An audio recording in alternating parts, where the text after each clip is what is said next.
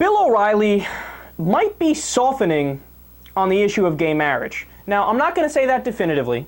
I want you guys to weigh in and tell me what you think. Let's listen to it, and then I have a lot of thoughts on it afterwards.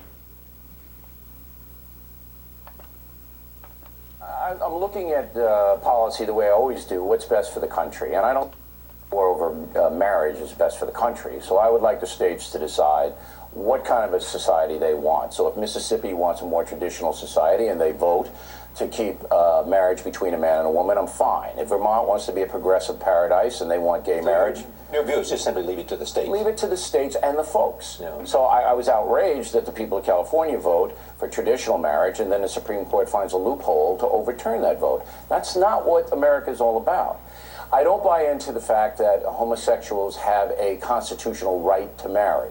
I don't believe that, because if that were true, then pluralists would, then Mormons could have more than one, all of that. So, but I do respect the fact that gay people want to be treated the same as everybody else. I understand and I respect it, but I think the state should decide. So this is really interesting. There's a couple points here. We're going to get to the disagreements in a second, but first, the better points.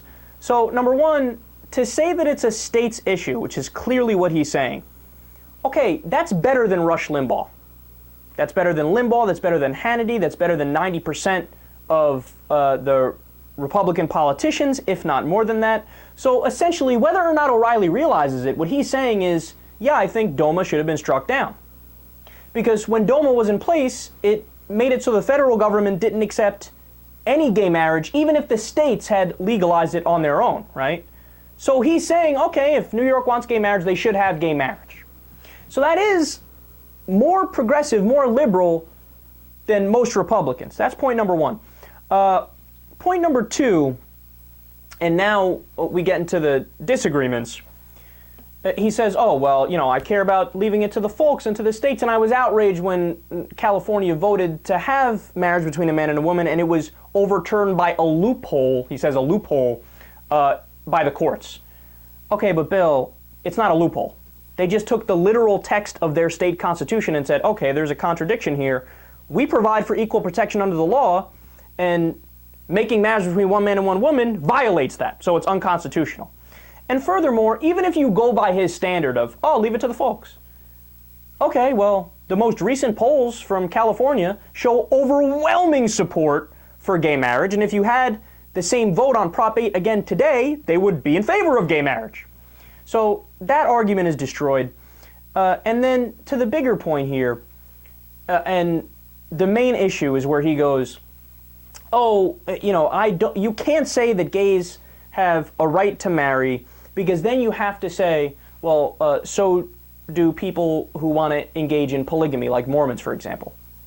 To which I respond, okay, great.